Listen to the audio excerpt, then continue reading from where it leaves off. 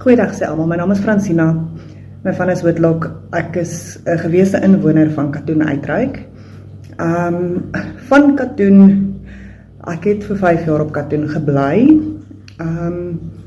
Wilmien het my gehelp dat ek werk kry, sy en Melanie en Geraldine het my gehelp, baie mooi gehelp dat ek werk kry en op my voete kom. En ja, ek was vir 5 jaar wat ek by hulle gebly het en ek moet sê eerlikwaar, hulle het my baie gehelp dat ek net op my voete kan kom en my eie lewe kan regkry en weer kan aangaan met die lewe. Katoen is nie jou laaste hoop nie. Dit is 'n uitweg om jouself op te bou, om jou voete te vind, om jouself te vind en weer uit te kan gaan en jou lewe te kan leef. Baie mense dink Katoen is jou laaste inkome. Dit is nie. Daar is, as jy die krag het om op te staan en bereid is om vorentoe te beweeg, is enigiets moontlik. En dit is waarvoor Katoen daar is.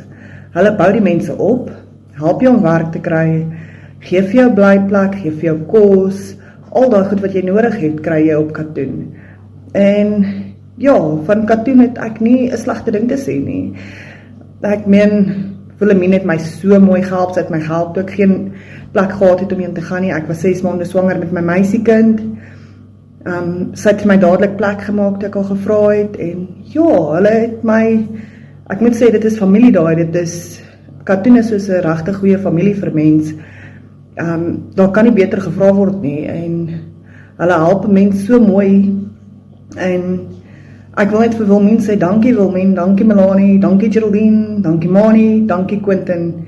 Julle is eisters, julle is staatmakers. 'n Mens kan altyd op julle staat maak, ongeag wat. En ek meen, julle is altyd bereid om julle deure oop te maak. Julle help waar julle kan, julle help verskriklik baie mense.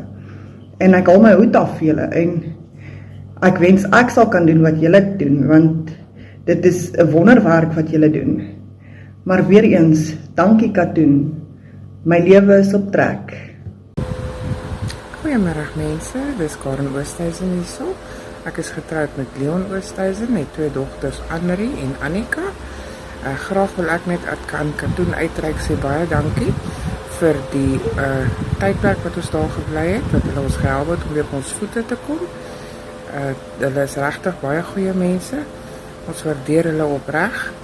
Mense, asseblief ondersteun Katoen Uitreik. Help hulle om ook mense te help wat baie hulp nodig het. Ons waardeer julle, Mina.